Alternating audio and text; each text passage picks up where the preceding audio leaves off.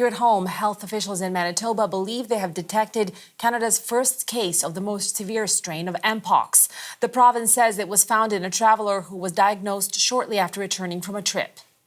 Health officials say the case is associated with the current outbreak of clade 1 mpox in Central and Eastern Africa. Clade 1 is a more severe strain with high transmission rates. Officials say the infected individual is isolating and the case is being investigated, which includes contact tracing, and that the overall risk to the public is low. Now, let's stay on this story and bring in Jason Kindrachuk. He is the Canada Research Chair on Emerging Viruses at the University of Manitoba. He also recently just returned from the Democratic Republic of Congo, where he studied the virus. And Jason joins us from Winnipeg this evening. Jason, thank you so much for joining us. Thanks for having me. Jason, tell us what makes this detection of the first case of this more severe strain of mpox in Manitoba significant for Canada? Well, I think, really it comes back to being a testament for the surveillance system that we have in place, and certainly I think the preparedness for mpox in general. I don't mean that to sound as if we shouldn't be concerned, but really it comes back to the fact that following 2022, what we did see was a sudden increase in the knowledge on mpox in the healthcare community, as well as an increase in our readiness and preparedness for this exact situation. And unfortunately, while the situation has escalated in the DRC and beyond, what we have seen is really global north countries have actually been very well prepared for identifying cases early. I want to ask you about that because I was covering some of those cases, earlier cases in the last few years, and I remember seeing such a call out for vaccination, and that so many people did get vaccinated, and that ended up really stymieing the transmission rates, and eventually it stopped the transmission in this country. I want to ask you about how is that the plan here, or what can we do this time around?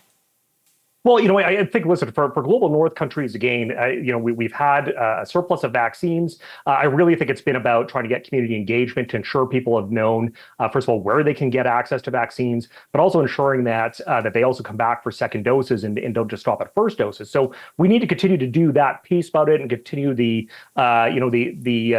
continual education of the public on mpox. I think the bigger piece, though, is still really getting vaccines into endemic countries. I think we're trying to kind of shut off water leakage in a hose when really we're not focusing on the tap, which is the continual circulation we've seen in West and Central Africa for many decades. Vaccines are coming in now, which is good.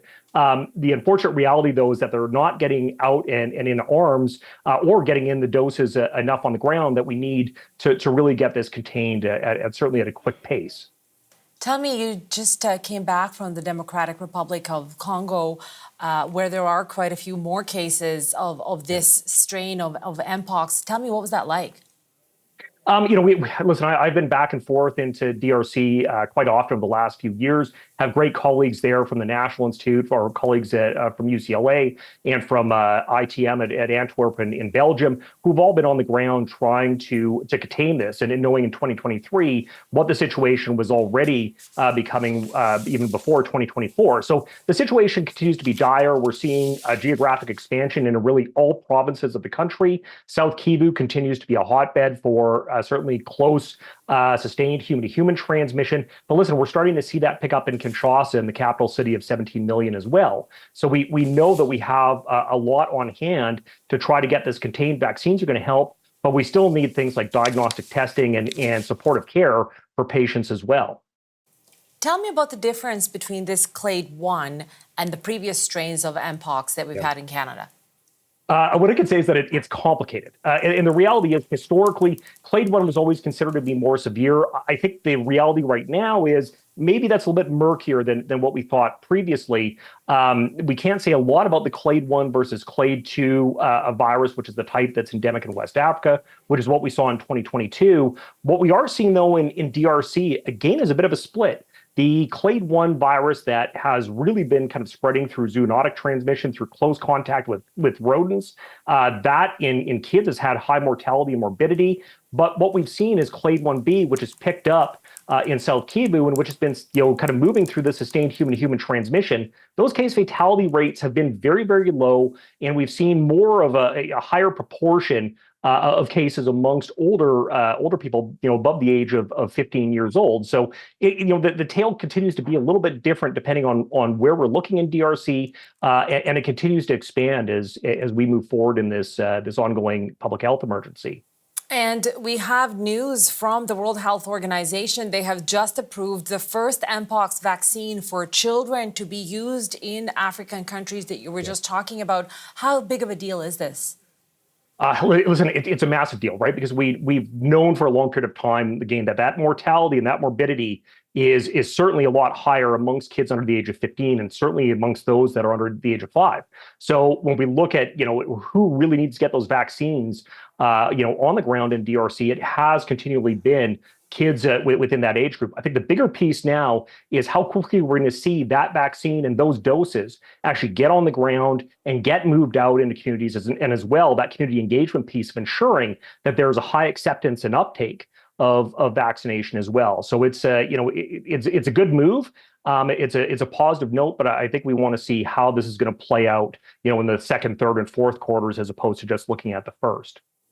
Jason, in terms of our domestic situation here, presumably people who have been in contact with the infected person, they will be contacted by public health authorities as contact tracing takes place.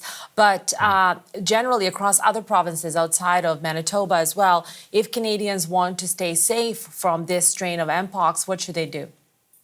Yeah, listen, the situation really hasn't changed since 2022, right? So we know that there are certainly specific populations that are at increased risk for infection. We know that sex workers are at increased risk for infection. That has certainly been the case in South Kivu in DRC. We know people that identify as gay, bisexual, or other men who have sex with men are also at increased risk for infection. That still, follows along with what we saw in 2022, as well as people experiencing homelessness and people that are in very dense population settings. The reality we have to appreciate, though, with this virus is that everything we've seen in terms of transmission requires either very close, intimate contacts or very close, extended contacts with people that are providing care or who have consistent contact with things like soiled linens or dressing. So I think for us, a lot of it is about ensuring messaging is getting out to the communities that we need to get messaging to, and ensuring that certainly our healthcare workers and all of our provincial health authorities are on the ball in terms of being able to get testing done. They have all the proper reagents that they need to be able to perform testing, and as well that we have good continual surveillance, not only here in the country, but also as well on the ground in DRC and endemic areas. Jason, thank you so much for assessing for us the situation here at home, as well as giving us the global perspective that you have such a great expertise at. I really appreciate that. Well, thank you so much for having me. That was Jason Kindrachuk, the Canada Research Chair on Emerging Viruses at the University of Manitoba.